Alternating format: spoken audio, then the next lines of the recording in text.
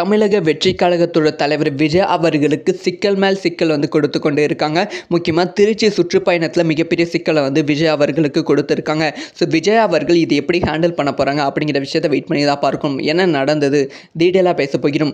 அதாவது விஜய் அவர்கள் முழு நேர அரசியல்வாதியாக வந்து ஈடுபட போகிறாங்க. செப்டம்பர் 13ஆம் தேதியிலிருந்து திருச்சியில் வந்து தன்னோட சுற்றுப்பயணத்தை வந்து ஆரம்பிக்க போகிறாங்க. ஸோ திருச்சியிலிருந்து 120 நாட்கள் வந்து சுற்றுப்பயணத்துக்காக மட்டுமே வந்து செலவு பண்ண போகிறாங்க.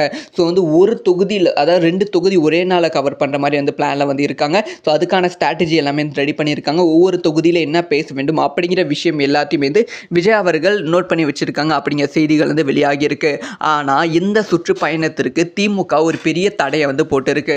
அதாவது வந்து ஸ்டார்டிங்கில் வந்து காவல் அதிகாரிகள் ப்ராப்பராக அனுமதி கொடுக்காம இருந்தாங்க. இப்போ ப்ராப்பராக அனுமதி வந்து கிடைத்து விட்டது. அதை தொடர்ந்து வந்து இந்த சுற்றுப்பயணம் செய்து கொண்டு இருக்கும்போது விஜய் அவர்கள் வந்து திருச்சியில் வந்து 2 நாள் வந்து தங்குவாங்களாம். அப்படி திருச்சியில் 2 நாள் வந்து தங்கும்போது ஹோட்டல் வந்து தேவைப்படுகிறது. ஸோ விஜய் அவர்களுக்கு ஹோட்டலா அப்படின்னு கேட்ட உடனே எந்த ஹோட்டல் நிர்வாகம் வந்து விஜய் அவர்களுக்கு ஹோட்டல் கொடுக்க முன் வரவில்லை அப்படின்னு சொல்லப்படுகிறது.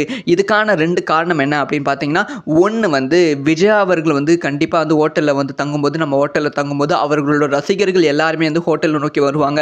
இது மற்ற கெஸ்ட்டுக்கு பெரிய ப்ராப்ளமாக வந்து ஆகிவிடும். அதனால் விஜய் அவர்களுக்கு ஹோட்டல் தர முன் வர மாட்டேங்கிறாங்க. ஆனால் உண்மையான ரீசன் என்ன அப்படின்னு பார்த்தீங்கன்னா, திமுக வந்து பயங்கரமான ப்ரெஷர் வந்து பண்ணிட்டு இருக்காங்களாம். ஸோ வந்து விஜய் அவர்களுக்கு ஹோட்டல் கொடுக்கக்கூடாதுன்னு. இதனால் விஜய் அவர்கள் என்ன பிளான் பண்ணியிருக்காங்கன்னா, திருச்சியில் வந்து சுற்றுப்பயணம் வந்து முடிச்சிட்ட அப்புறமா உடனடியாக ஃப்ளைட் மூலமாக வந்து சென்னை வந்து திரும்ப இருக்கிறாராம். சென்னையில் தான் வந்து 1 டே வந்து ஸ்டே பண்ண போகிறாங்களாம். அதுக்கப்புறம் வந்து ஒவ்வொரு ஊர்லேயும் வந்து விஜய் அவர்கள் இந்த மாதிரி தான் சுற்றுப்பயணம் வந்து செய்ய போகிறார்களாம். விஜய் அவர்களுக்கு இது மிகப்பெரிய அலைச்சலாக வந்து மாறப்போகிறது.